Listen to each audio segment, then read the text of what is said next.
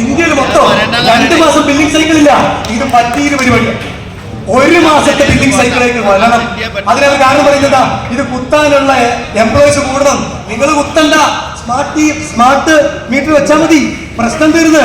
Efficiency കൂടി, സമയലാഭം ഉണ്ടായി, കച്ചവട ലാഭം ഉണ്ടായി, ചെലവ് കുറഞ്ഞു.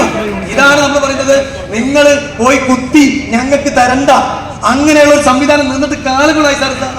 നൂറ്റാണ്ട് പഴക്കമുള്ള സംവിധാനം കൊണ്ടുവന്നിട്ട് പറയാം പ്രൈസ് ഹൈക്ക്. എന്റെ രണ്ടാമത്തെ സെക്ഷൻ ഇത് കഴിഞ്ഞു, പ്രൈസ് ഹൈക്കുമായി ബന്ധപ്പെട്ട് കഴിഞ്ഞു. ഇതിന്റെ കൂടെ തന്നെ ഉപവാചന രാവിലെ തുടക്കത്തിൽ പറഞ്ഞിരുന്നു. സർ, ഇനി എനിക്ക് 3 കാരണങ്ങൾ പറയാനുണ്ട്. ഈ public hearing null and void ആണ്, അൺഡെമോക്രാറ്റിക് ആണെന്ന് പറയാൻ ഞാൻ അനുവദിക്കാം. കാരണം മലയാളത്തിൽ പ്രസിദ്ധീകരിച്ചിട്ടില്ല, ജനങ്ങൾക്കറിയില്ല. കാരണം കൃത്യമായി സിമ്പിളായി ന്യൂസ് പേപ്പറിൽ സിമ്പിളായി മനുഷ്യർക്ക് മനസ്സിലാവുന്ന ഭാഷയിൽ ഇവിടെ കാണിച്ച കണ്ടിട്ടുണ്ടെങ്കിൽ സാധാരണക്കാർക്ക് മനസ്സിലാവും. ഞാൻ ചോദിക്കട്ടെ, ഒരു കൃത്യമായ രീതിയിൽ 111 പേജുള്ള പ്രപ്പോസലാണ്. ഇത്രയും ലേൺഡ് ആയിട്ടുള്ള, ഇത്രയും എഡ്യൂക്കേറ്റഡ് ആയിട്ടുള്ള, ടെക്നിക്കലി സപ്പോർട്ടുള്ള, നിയമപരമായി സപ്പോർട്ടുള്ള ഒരു കമ്മീഷൻ 111 പേജുള്ള പ്രപ്പോസൽ ഇവർ കൊടുത്തേ. നമുക്കോ ഒരു ന്യൂസ് പേപ്പറിന്റെ ഒരു നമുക്ക് മനസ്സിലാവില്ല, ഇവർക്ക് മനസ്സിലായാൽ മതി. ആ 111 പേജുള്ളത് സാർ അറിയോ? റെഫർ ടു സുപ്രീം കോടതി വെർഡിക്ട്സ്. എൻവയോൺമെന്റ് ഇമ്പാക്ട് അസസ്മെന്റ് ആക്ട്, അത് സെൻട്രൽ ഗവൺമെന്റ് 5-6 വർഷം മുമ്പ് കൊണ്ടുവന്നപ്പോഴേ, EIA ഇമ്പാക്ട് ആ അസസ്മെന്റ് ആക്ട് കൊണ്ടുവന്നപ്പോഴേ ജനങ്ങൾ ഒരുപാട് ആൾക്കാർ ഇമെയിൽ അയച്ചു, ലക്ഷങ്ങൾ ഇമെയിൽ വന്നു. അങ്ങനെ ഇവര് ആ ഇമെയിൽ വന്നു എന്ന് പറഞ്ഞ് തുടങ്ങുമ്പോഴാണ് സുപ്രീം കോടതി ഇടപെടുന്നത്. നിങ്ങൾ എങ്ങനെയാണ് ഈ നിയമമായിട്ട് മുന്നോട്ട് പോകുന്നത്? കാരണം ഇതിൽ 10-29 ഭാഷ സംസാരിക്കുന്ന മനുഷ്യന്മാരുള്ള നാടാണ്. നിങ്ങൾ ഇംഗ്ലീഷിലാണ് EIA ഡ്രാഫ്റ്റ് ബിൽ അയച്ചിരിക്കുന്നത്. ഇത് നോക്കി ഇവരെങ്ങനെയാണ് റിവ്യൂ നടത്തുക? സർ, ഈ കാണുന്ന പ്രപ്പോസൽ വായിച്ച് മനസ്സിലാക്കാൻ എന്ത് എഫേർട്ടാണ്. 4-5 കല്ലുകൾ വെച്ച സാധനമല്ലാതെ കൃത്യമായി മലയാളത്തിൽ എഴുതി തയ്യാറാക്കിയ ക്ലാസുകൾക്ക് സംഘടിപ്പിച്ചില്ലേ? അതുപോലെ വാർഡ് സഭകളിൽ ക്ലാസ് കൊടുക്കാൻ പറ്റുന്ന സെക്ഷൻ ഓഫീസറിന്റെ ഇവർക്ക് എന്തുകൊണ്ട് ആ തരത്തിൽ ചെയ്തില്ല? ഗ്രാമസഭകൾ ഉപയോഗിക്കാം, വാർഡ് സഭകൾ ഉപയോഗിക്കാം, അച്ചടിക്കാം, ഒരു ചെലവ് കേസിപ്പിക്കില്ല. ഒരു 15 അരമണിക്കൂർ ചെലവിച്ചില്ലേ? 15 മിനിറ്റ് ഗ്രാമസഭയിലും വാർഡ് സഭയിലും കൊടുത്താൽ മതി സർ. അത് ചെയ്യില്ല.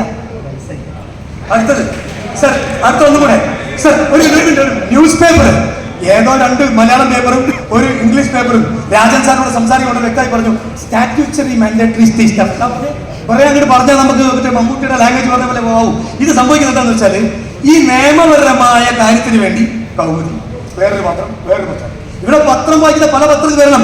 ഇത് കൃത്യമായി മലയാളത്തിൽ പ്രസിദ്ധീകരിച്ച് കാര്യകാരണ എഴുതി ലഘുലേഖ വിതരണം ചെയ്ത് വാർഡ് സഭയും ഗ്രാമസഭയും എടുത്ത് വേണം മുന്നോട്ട് പോകാൻ. സാർ, ഞാൻ ഇന്നൊരു കാര്യം, ഒറ്റ കാര്യം സാർ, ഇവിടെ കാസർഗോഡ് വയനാട് നിന്നുള്ള എത്ര പേര് കേട്ട്? കണ്ണൂരിൽ നിന്ന് പേരുണ്ട്, ഒരാള്. ആ എനിക്ക് തോന്നുന്നത് 6 പേരേ ഉള്ളൂ മൊത്തം 3 ജില്ലയിൽ സർ. ആ 3 പേര് 6 പേരേ ഉള്ളൂ മൊത്തം ജില്ലയിൽ.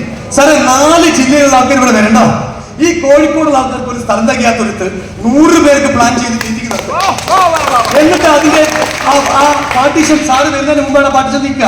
എന്നിട്ട് സാറിന്റെ ഉത്തരവാദിത്തത്തിന് ഇവിടെ കൊണ്ടുപോയി വെക്കുക. സാർ, ഒരു ജില്ലക്ക് തന്നെ ഞങ്ങൾക്ക് തികയുന്നില്ല. സാറ് ഇതെല്ലാം കൂടി ആകെ ഇന്നിവിടെ 4-ാം തീയതി പാലക്കാട്, 5-ാം തീയതി എറണാകുളം, 10-15 തിരുവനന്തപുരം. ഈ സമയത്ത് ഇത്രയും സ്ഥലത്ത് വെച്ച് സാറേ 14 ജില്ലയിലെ 3.5 കോടി ജനങ്ങളിൽ ഒരു 10% സാറിനോട് സംസാരിക്കുന്ന ആഗ്രഹം വേണ്ടേ? അതുകൊണ്ട് സാറിന്റെ ഈ ഡെമോക്രാറ്റിക് മൈൻഡ് സെറ്റ് വെച്ച്, സാറിന്റെ ഈ ഇൻക്ലൂസീവ് മൈൻഡ് സെറ്റ് വെച്ചിട്ട് ഇന്ന് സാറ് കാണിച്ചു വെച്ച ചില സാധനങ്ങളുണ്ടല്ലോ, ആ ഒരു സാധനം വെച്ച് സാറിനോട് പറയാണ്, സർ പ്ലീസ് ഡു കണ്ടക്ട്. അല്ലെങ്കിൽ ഇന്നിൽ നടക്കുന്നത് കള്ളൻ കോവിഡാണ്. ആം ആദ്മി പാർട്ടി ഇവിടെ പറയാൻ ഉദ്ദേശിക്കുന്നത് തന്നെയാണ്. ഈ മീറ്റിംഗ് ഒരു കാരണവശാലും ജനാധിപത്യപരമല്ല, നിയമപരമല്ല, ജനങ്ങളെ വിശ്വാസത്തിലെടുത്തിട്ടില്ല, ജനങ്ങൾക്ക് അറിവ് നൽകിയിട്ടില്ല. ഒരു കാര്യം കൂടെ പറഞ്ഞു നിർത്തിയാൽ സാറേ, ഞാൻ നിർത്തുന്നതിന്റെ കൺക്ലൂഷൻ വെച്ചതാണ്. അത് ഒന്നേ ഉള്ളൂ സർ, നമുക്ക് എല്ലാവർക്കും അറിയാം, ഇവർ 10ാം ക്ലാസ് പാസ്സാകാത്തവരെ ഇവർ ജോലിക്കുണ്ട്. അതിന്റെ നന്മയെ മനസ്സിലാക്കുന്നത് സർക്കാർ നന്മ ഉണ്ടായിട്ടുണ്ട്.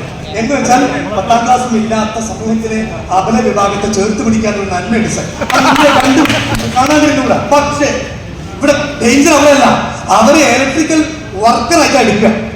എന്നിട്ട് അവർക്ക് കാലക്രമേണ ആകുമ്പോൾ പിന്നെ അവർ ടെക്നിക്കലായിട്ട് അവർക്ക് കാലക്രമേണ അവരെ ലൈൻമാനായിട്ട് പ്രൊമോട്ട് ചെയ്യും. അവിടെ തീരുമായിരിക്കും സർ. ഈ 10ാം ക്ലാസ് പാസ്സാക്കാത്തവരെ പിന്നെ ഓവർസിയർ ആവും. 3 വർഷം കൊണ്ട് പിന്നെ ഓവർസിയർ ആക്കിയവിടെ അസിസ്റ്റന്റ് എഞ്ചിനീയർ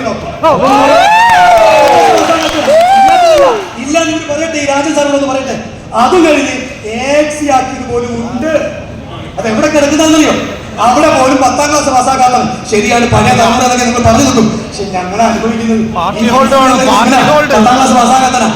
എന്റെ സംശയം, ഇങ്ങനെയുള്ളവരെ ഒരു മിനിറ്റ്, കേന്ദ്ര ഗവൺമെന്റിന്റെ നിലപാടായിരുന്നു ITI പഠിച്ചു വരണം സർ, ITI ക്വാളിഫൈഡ് ആകണമെന്നായിരുന്നു നിയമം. ഈ നിയമം അതിജീവിച്ചാണ് നമ്മൾ 10ാം ക്ലാസ്. കുഴപ്പമില്ല, സമൂഹത്തിൽ പഠിക്കാൻ പറ്റാത്ത അങ്ങനെയുള്ള പാപങ്ങളെ ചേർത്ത് നിർത്താൻ ഇത്തരം സ്കീമുകൾ നല്ലതാണ്. പക്ഷേ ഇതിന്റെ ഉള്ളിക്കാരിയാണെങ്കിലും അവൻ ITI പഠിക്കാൻ പറ്റണ്ടേ? ആ വിദ്യാഭ്യാസം അവന് കൊടുത്തില്ല. അതുകൊണ്ട് രണ്ടാമത്തെ ലാസ്റ്റ് ആകാശത്തെ വിളിച്ച് പിരിച്ചുവിടാം. ലാസ്റ്റ് അവസാനത്തത്, ഈ പറയുന്ന ഡ്രൈവർ 1,12,000 രൂപയാണ് ഇപ്പൊ അയാളുടെ സാധനം. ഏതെങ്കിലും സാറിന്റെ ഭാഷ മോശമായി പോയി ഞാനൊന്നും പറയുന്നില്ല, ഈ സദസ്സിനെ വാങ്ങിച്ചുകൊണ്ട് മിണ്ടാണ്ടിരിക്കുന്നു. കാരണം ഈ ആൾക്ക് എങ്ങനെയാണ് 1 ലക്ഷം, ഞങ്ങളുടെ ഡ്രൈവർമാർക്ക് 2 ലക്ഷം കൊടുക്കുന്ന ഇഷ്ടമാണ്, പക്ഷെ നിങ്ങൾ ആദ്യം എഞ്ചിനീയർക്ക് 1 ലക്ഷം കൊടുക്കുക. അപ്പൊ ഈ തരത്തിൽ ഇൻബാലൻസ്ഡ്, അൺതോട്ട്ഫുൾ, അൺഓർഗനൈസ്ഡ് ലൂട്ട് ഉണ്ട്. ഓർഗനൈസ്ഡ് ലൂട്ട് ഉണ്ടല്ലോ, അൺഓർഗനൈസ്ഡ് വേ ഇത് നിർത്തിയില്ലെങ്കിൽ ഇത് പ്രശ്നമാണ് എന്നുകൂടെ പറഞ്ഞുകൊണ്ട് ആം ആദ്മി പാർട്ടിക്ക് ഇങ്ങനെ ഒരു സംസ്ഥാന പ്രസിഡന്റ് അഡ്വക്കേറ്റ് വിനോദ് മാത്യു കൃഷ്ണനെ നിങ്ങൾ മാനിച്ചുകൊണ്ട് ഇവിടെ വന്ന് ഇത്തരം ഹിയറിങ്ങൾ ജനങ്ങൾ ഉണ്ടാക്കി ഭാഗമാകണമെന്ന് കേട്ടു വന്നവരോട് ആരെങ്കിലും ഉണ്ടെങ്കിൽ അവർക്കും സ്നേഹം, നന്ദി, നമസ്കാരം.